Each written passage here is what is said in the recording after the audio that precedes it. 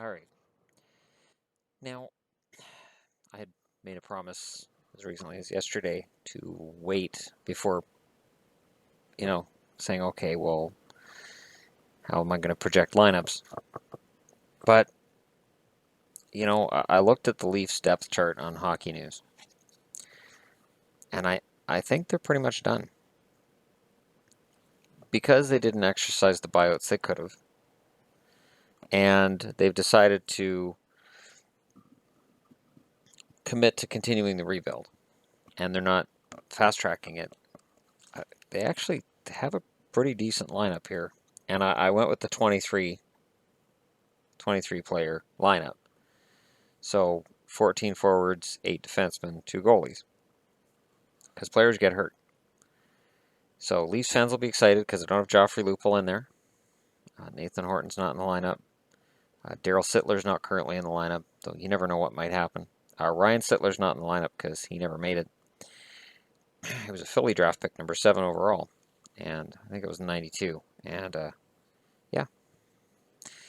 So, anyways, the way that I got the Leafs lineup looking right now, I still see Austin Matthews as the number 1 center, at least opening night. I think opening night you have Matthews at center, you have Van Riemsdyk on the left wing, and you have Nylander on the right side. Van Riemsdyk is the veteran. He's a physical force. He's the guy who can dictate play in along the boards. And Nylander and Matthews can just enjoy passing the puck back and forth. I know. I know what you're going to say. You're going to say, oh, Marner's going to. No. This is opening night. This is my guess at the opening night roster. And you just want to see if Nylander on the right side, Matthews in the middle, you want to see how that looks. It may not even last the whole game. But you just want to see how these two dynamic players work. And how many goals could Van Riemsdyk score with Matthews and Nylander passing to him? I think it would be scary. On the second line, I got Leo Komarov, Nazem Kadri, and Mitch Marner on the right-hand side there. Kadri and Komarov would provide a really solid foundation for Marner to play well and to be freed up to play. And then remember, this is opening night roster. I'm not saying this is all year. I'm saying opening night for Toronto, when you're dropping confetti from the rafters and realizing it's a horrible idea when it gets stuck to the ice. But your opening night roster, this is what you're going to show the fans. This is what you're going to do. And Marner, I see on the second line, even if it's just to start the game, because again, if you can roll Matthews and Nylander, and then you can roll Marner on the next line, you're showing the fans there's a future. Even if Marner only plays 9 games, gets sent down, you're showing them this is the rebuild. See, we've got some new guys. These are the new faces. The third line, I have Matt Martin, Tyler Bozak, and Soshnikov's on the right side. So again, I've got a rookie on the line, young kid. Soshnikov looked pretty darn good in limited duty so far. And I think Bozak on the third line, if Bozak can be the third line center, he may evolve to become the best third line center in hockey. And I'll go on record saying it. I don't think his point totals dropped tremendously from where they've been. I think with less ice time, almost no pressure, and with the fact that he's not drawing the top defensive assignments anymore from the other team, I really think Bozak can be pretty darn effective. And Matt Martin isn't being paid the money they're paying him to stay in limited minutes on the fourth line. So I think at least, and again, this is opening night, Martin's on the third line providing energy and space. And I think him and Bozak and Soshnikov. And then on the fourth line, I've got Milan Mahalik, Brooks Laich, and Colin Greening. And Greening, I realize, is normally left winger. I've moved him to the right wing because I think on that fourth line, they're going to want experience, and they're going to want guys who, if things start to fall apart with those rookies, you can move them up the lineup. Mahalik is making a lot of money to be a fourth liner, and he's not your typical fourth liner. But in order to continue his hockey career, I think he's going to have to get used to playing less minutes, bottom six, and he's going to have to evolve his game, or he's going to end up in Europe. Brooks Laich, I thought he was going to be bought out, but the Leafs are going with this, and honestly, as a fourth line center, he's a pretty darn good player. I just figured that with the youth movement and with the Leafs seemingly wanting to really improve and go for it, that he'd be out, but that's not the case. And then the two extras that I've got in case there's injury or in case the rookies struggle are Kirby Reichel and Peter Holland. Obviously, Reichel is a guy who's coming over from Columbus. He's got talent and he wants to be in the NHL. He doesn't want to be in the American Hockey League. And I don't see them waiving him before the season starts because he won't survive waivers. And I'm pretty sure he's waiver eligible this year. So he will be a Leaf, whether it's up in the press box or it's on the ice, he will be a Leaf. And he's the first guy you plug in for anybody on the right side that struggles, because I got a right side here that's green. And, with Nylander, Marner, Soshnikov, Reichel can go in and take the place of any of those guys. And I really think Kirby Reichel, if he's brought in slowly and if he's brought along properly, I think he can do a lot for the Leafs. And Holland has proven that he'll play whatever role he has to. He'll play it adequately. And he's a good stopgap player. He is. And I like this forward group for Toronto. The blue line is unspectacular, but there's promise there. And the top two, I have Riley and Zaitsev. Again, Zaitsev, because they're paying him money and because they're showcasing him, I say they put him on the top two pairing opening night and they just throw him to the Wolves. Let's see what this kid can do. We're paying him money. He's not young. He's been playing with men. Let's just see what he can do. Which leaves your second pairing is Gardner and Hunwick. Hunwick's your defensive guy who can play back because Gardner doesn't really play back very much. Hopefully Gardner can start becoming the defenseman he was supposed to be when he was picked up by the Leafs and justify, playing in that top four spot. Now Hunwick I have at fourth, but Polak could easily sub in there. It could be Polak and Gardner. But I have Polak and Carrick as the third pairing on the blue line. See how this works? It's a completely different outlook than it was 3 weeks ago when I did a Let's Look at the Leafs video. And it's, free agency's pretty much done. Buyouts are finished. And the draft is good. We're past the draft. And this is what the Leafs have, and I think this is what they're going to have for defense. And the extra, the 7th and 8th guys I have are Marincin and Corrado. Marincin goes in first. Anybody struggles, if Zaitsev has trouble with the NHL game, Marincin's in there. And Corrado's one of those guys who I think is going to be a number 7, number 8 defenseman his whole career. And I like Frank Corrado. I like his spirit. I liked watching him in Vancouver. But I could understand why he got waived. I could understand why he got picked up. And I could understand why Toronto had a hard time getting him in the lineup. He's unspectacular at what he does. He's not great at any one part of the game, but he's competent. He's a good defenseman. And I think he'll have a solid career, but I think a lot of it's going to be the American Hockey League. And then in net, obviously, Frederik Andersen. And then for backup right now is Garrett Sparks. They're in the hunt for a backup goaltender. There's guys out there. There's free agents they could sign, and there's going to be goaltenders available. And I really sense that they agree with me that there's no rush. There's no rush to get a goaltender because teams all over the NHL are looking to get rid of goaltenders looking ahead to expansion. And they just want a straight backup for Andersen. So the guy they're looking for isn't, the next Thatcher Demko, isn't, going to steal games and potentially steal Andersen's job. They want a competent guy who can play 25 to 30 games. The type of guy that Calgary got in Chad Johnson. Damn good goaltender. The type of guy that hopefully Boston has found again in Anton Khudobin. They're taking a risk with Khudobin. I hope they know that. But it's this lineup for the Leafs that I look at, and I honestly think while they don't necessarily make the playoffs, they can't be as bad as they were last year with this lineup.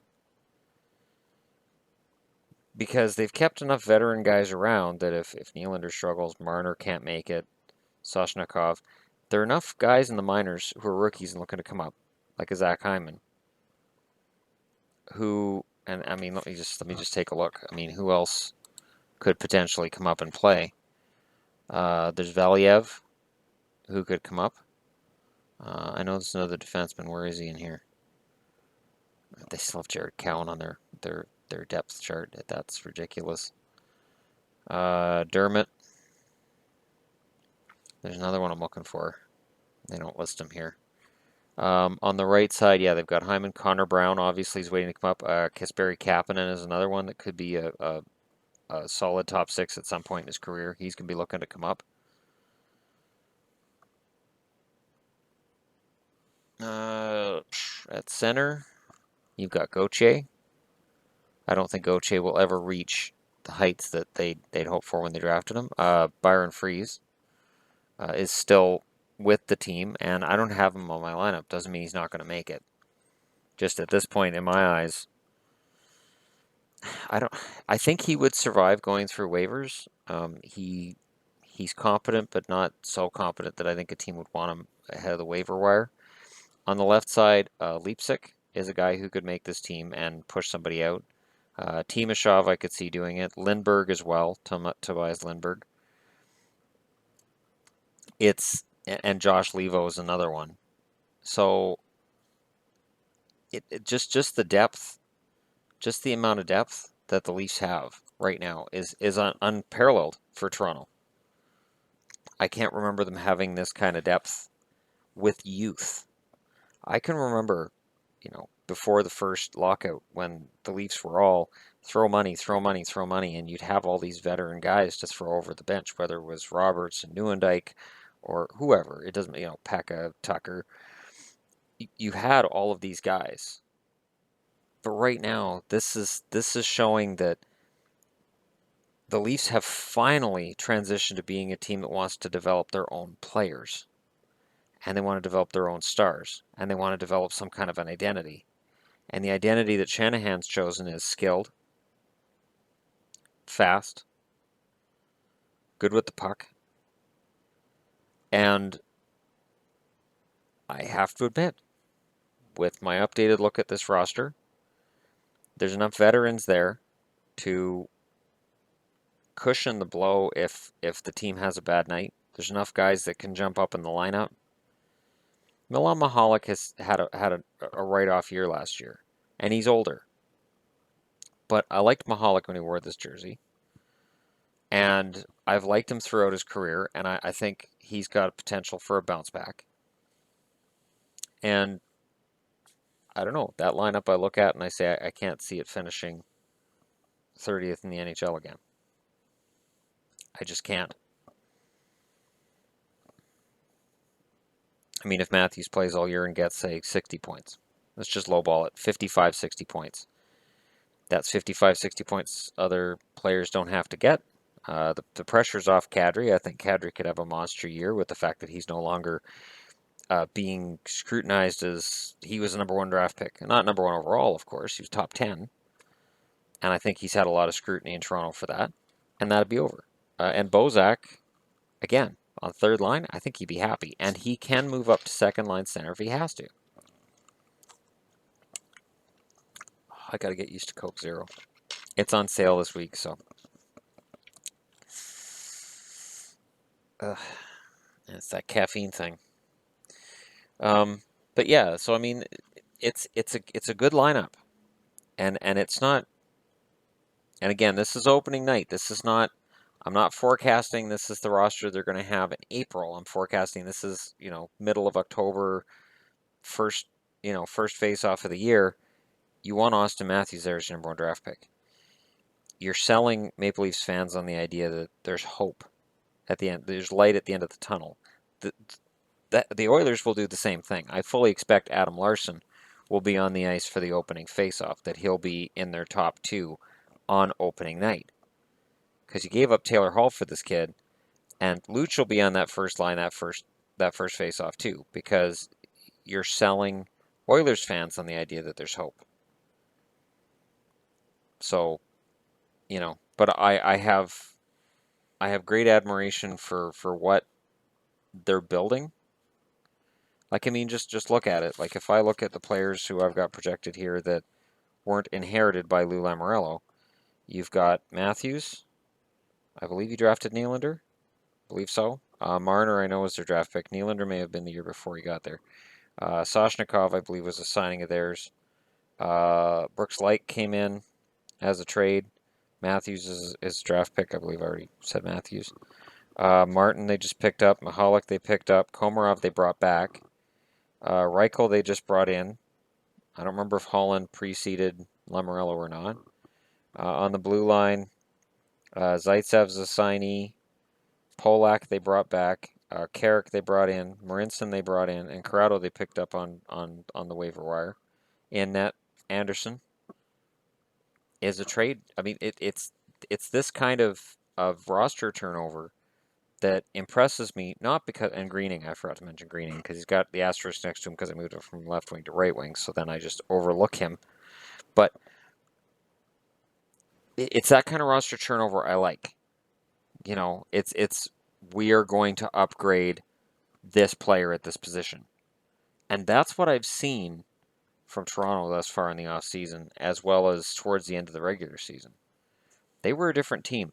The best correlation I can make, okay, is in 1991 when the Vancouver Canucks picked up Ronning and Courtnall and all of them. Their record didn't get better, but the team was better.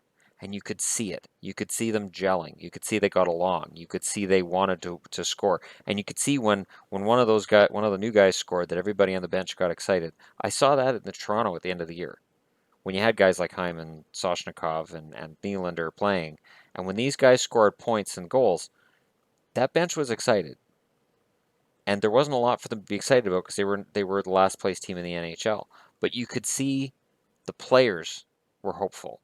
And that was before they drafted Matthews. I'm not even including Tyler Benson in there. Benson was an Oilers draft pick, Shannon. That's why you're not including Tyler Benson. Just forget I said Benson. Just forget. Like the Oilers need another potential top 6 forward in the lineup. Anyways, but yeah, it's a different team now. And this is why when I see people mocking the Leafs, I kind of defend them. And it reminds me of when I was graduating high school in 91, and I said the Canucks are not going to miss the playoffs next year, and they're going to be better. And I think they're going to have a winning season. I think these 15 years in a row they were below 500. And I went out on a limb and said next year they're going to win. And that was before it was known Bure was coming over. And it was the same team coming back in the fall that had missed the playoffs the year before. And I said, this team makes the playoffs. And my friends thought I was insane. Everybody thought I was insane. Everybody was like, are you kidding me? Of course, yeah, the Canucks are going to get better. That's what we've heard every year. So when I hear people say, well, people have said every year the Oilers are going to get better. People have said every year Toronto's going to get better. I'm sorry, they're both going to get better. Edmonton failed last year in part because Connor McDavid only played a handful of games. If McDavid plays all year, they don't finish that far down. If McDavid is healthy, plays all year, they don't finish that far down. McDavid is a special talent in the NHL. Exceptional. So you add Puljujarvi to that, which is unfair. I still say it's unfair. Edmonton gets better, but the Leafs get better. And I don't have them pegged for making the playoffs, but I don't have them pegged as finishing last in their division either. But I'm not ready to start that fight today. I'm wearing a Senators jersey. I'm playing nice. I actually bought this, their expansion year. I got this in 93. And I got it immediately when it came into the store. I was like, I want that. That's Ottawa. I was between the black and the white, and I went with the black. And you can tell this is their first jersey because there's no white stripe on it. A few years after the expansion year, they added a white stripe to kind of make it pop or whatever. I don't mind it just as red and black. I thought it was wonderful. Red and black are my favorite colors anyway, so I just jumped all over this jersey. And I still think it's a nice jersey. I know they've updated the Trojan. It was funny when they got it, and it's still funny now, whether they say it or not. They've updated it to make the face look meaner, and he's facing. I almost prefer this logo to the one they have now. I think it's, I don't know, that just at the time when they changed it to the Centurion facing us, I won't say Trojan, I'll say Centurion facing us. I thought it looked better, but when I look at them side by side now, I kind of prefer this one. So you know, if they had this as their regular jersey and the O jersey for their third, I think that would be nicer than what they have. Or even just go to the O jerseys. So you have the black one for home and the white one for away. The white one they wore in the Winter Classics is beautiful. And if I see that for sale on a website, I'm buying it in a heartbeat. Because for some reason it looks fantastic in white as it does in black. And it's the same design. So, anyways, but I'm getting sidetracked with jerseys. And yes, people ask me, I will be buying the Leafs jersey. I'll be buying it in blue. I'll be buying it through the Lids website. If you have a membership through Lids, you get 10% off, and it's a good deal. It's probably cheaper than what you're going to pay for it at any local store, because a lot of the time jerseys are ripoffs in local stores. And if you're paying for a replica, if you're paying more than $139, you're getting ripped off. And with my Lids discount, I get jerseys for $126 through Lids. So even though the other store I get jerseys from, it's $129, that's only a $3 difference. But the selection is better on the website than what I get locally. Like, I can order them through the guy locally, and that's fine. But it's such a minor difference, and yet I go with saving $3 because I want to save $3. And eventually, if I buy enough jerseys through Lids, it becomes a 15% discount. So then it drops another almost $10 for per jersey. So with the amount that I buy, it's worth it. Anyways, I hope everybody's having a good day, and I look forward to people tearing my lineup apart again, as they did with the first Leafs lineup video I did. And I may be ready to project all of the lineups. So I'm getting the Leafs out of the way first, because I'm going to need to do other videos defending my Leafs lineup. But I'll get with other teams too. I may do like Boston's next, Dallas, Anaheim. I could go alphabetically. I could do Arizona because I did skip Arizona, and Arizona is a team that I sometimes forget. So maybe I'll do Arizona's next so that Arizona feels better about itself. Other video ideas I have going on. People keep talking about Euros, and I like European players, so I may do like an all-European team of my favorite Europeans that I've seen, and include everybody. So even if they only played a year or two in the NHL, even if they never played in the NHL, I'll include them. I will say this, I only saw Vladislav Tretiak play a handful of times. I remember him in the 1987 Canada Cup, and I fell in love with his style. I fell in love with his personality, and I was always upset that he never came over and played, even though it was the Montreal Canadiens that he wanted to go over and play for.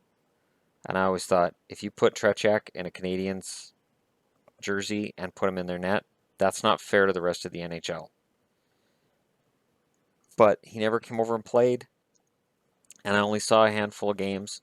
And if you go by just tournaments, then Gudlevskis is a fantastic goaltender out of Latvia. And yet, his AHL numbers haven't been great, and he hasn't had very many call-ups from Tampa, and clearly Steve Yzerman isn't sold on any potential the kid has to be a starter. So you can't just go by tournaments. So that's why I get a little iffy. And again, European League performance compared to NHL performance, they don't always match up. Just like not every NHLer plays very well in the KHL. I believe it was Evander Kane that got cut in the KHL and couldn't find a home. So just because you're a star player in the NHL doesn't mean you go to the KHL and you get a free ride. Nigel Dawes has played fantastic in the KHL. Brandon Bochenski's played fantastic in the KHL. And Evander Kane couldn't find a job. So it's different. It's a different style of hockey altogether. So anyways, thanks for watching, and I will talk to you again soon.